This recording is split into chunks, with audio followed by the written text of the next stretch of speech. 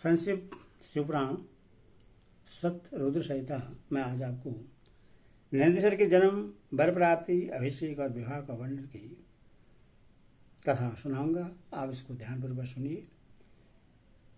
नंदीश्वर कहते हैं, मुनि, वन में जाकर मैंने एकांत स्थान में अपना आसन लगाया और उत्तम बुद्धि का आश्रय ले मैं उग्र तप में प्रवृत्त हुआ, जो बड़े बड़े मुनियों के लिए भी दुष्कर था। उस समय मैं नदी के पावन उत्तर तट पर सुदृढ़ रूप से ध्यान लगाकर बैठ गया और एकराह एवं समाहित मन से अपने हृदय कमल के मध्य भाग में 3 नेत्र, 10 भुजा और 5 मुख वाले शांति स्वरूप देवादिदेव सदाशिव का ध्यान करके रुद्र मंत्र का जप करने लगा।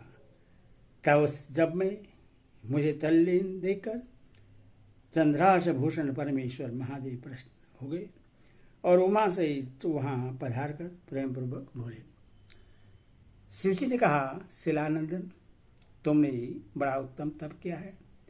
तुम्हारी इस तपस्या से संतुष्ट होकर मैं तुम्हें वर देने के लिए आया हूँ। तुम्हारे मन में जो अभिष्ट भर हो वो मांग लो। महादेव जी के योग कहने पर मैं सिर के बल उनके चरणों में लौट गया और फिर बुढ़ापा तथा शोक का विनाश करने वाले परमेश्वर की स्तुति करने लगा।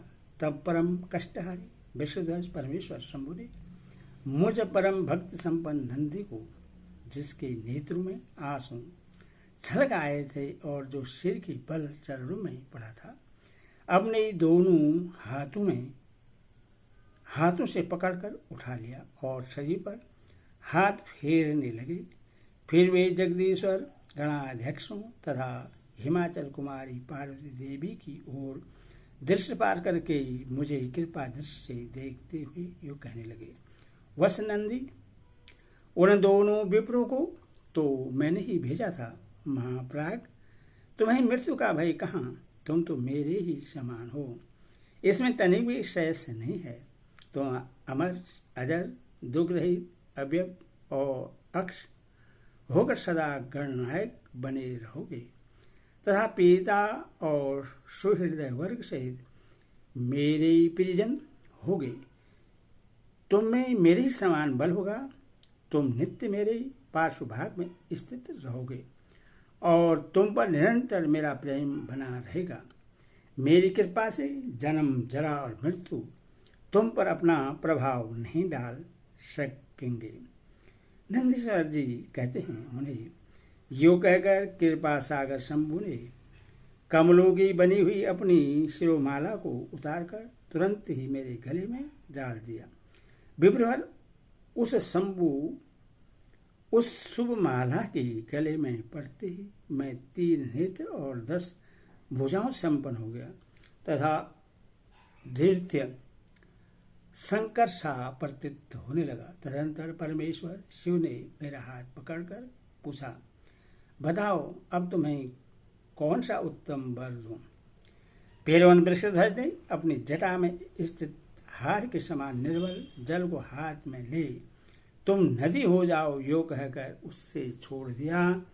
तब वह जल उत्तम ढंग से बहने वाली स्वच्छ जल से परिपूर्ण महान वेगशाली दिव्य रूपा 5 सुंदर नदियों के रूप में परिवर्तित हो गया।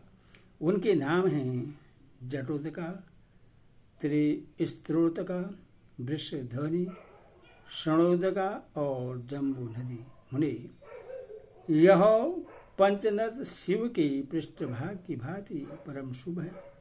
महेश्वर के निकट इसका नाम लेने से यह परम पावन हो जाता है। जो मनुष्य पंचनद पर जाकर स्नान और जप करके परमेश्वर शिव का पूजन करता है, वह शिव साजुष्य को प्राप्त होता है, इसमें शेष नहीं है। तत्पश्चात शंभु ने उमा से कहा, अभी मैं नंदी का अभिषेक करके इससे गणाध्यक्ष बनाना चाहता हूं, इस विषय में तुम्हारी क्या राय है? तब उमा बोली, देवेश, आप नंदी को गणाध्यक्ष पद पर दान कर सकते हैं, क्योंकि परमेश्वर यह शिला नंदन मेरे लिए पुत्र सजी का है। इसीलिए नाथ यह मुझे बहुत ही प्यारा है। तदंतर भक्त वत्सल भगवान शंकर ने अपने अतुल बलशाली गणों को बुलाकर उनसे कहा, शिवजी बोले, गणनायकों, तुम सब लोग मेरी एक आज्ञा का पालन करो। यह मेरा पुत्र प्रिय पुत्र नंदीश्वर सभी गणनायों का अध्यक्ष और गणों का नेता है। इसीलिए तुम सब लोग मिलकर इसका मेरे गणों के अधिपति पद पर प्रेम पूर्वक अभिषेक करो। आज से यह नंदीश्वर तुम लोगों का स्वामी होगा। नंदीश्वर जी कहते हैं, मुनि, शंकर जी के इस कथन पर सभी गणनायकों ने ए मस्त कहकर उसे स्वीकार किया और वे सामग्री जुटाने में लग गए। फिर सब देवताओं और मुनियों ने मिलकर मेरा अभिषेक किया। तदंतर मरुतों की मनोहारिणी दिव्य कन्या सुयशा से मेरा विवाह करवा दिया। उस समय मुझे बहुत सी दिव्य वस्तुएं मिली। महामुनि, इस प्रकार विवाह करके मैंने अपनी उस पत्नी के साथ शंभु, शिवा, ब्रह्मा और श्री हरि के चरणों में प्रणाम किया। तब त्रिलोकेश्वर भक्त वत्सल भगवान शिव पत्नी से मुझसे परम प्रेम पूर्वक बोले। ईश्वर ने कहा, सतपुत्र, यह तुम्हारी प्रिया सुयशा और तुम मेरी बात सुनो। तुम मुझे परम प्रिय हो, अतः मैं स्नेहपूर्वक तुम्हें मनोवांछित वर प्रदान करूंगा। गणेश्वर, नंदीश, देवी पार्वती से मैं तुम पर सदा संतुष्ट हूँ। इसलिए वत्स, तुम मेरा उत्तम वचन सुन करो। तुम मेरे अटूट प्रेमी, विशिष्ट, परम ऐश्वर्यपन, महायोगी, महान धनुधारी, अजय, सबको जीतने वाले, महाबली और सदा पूज्य होगे।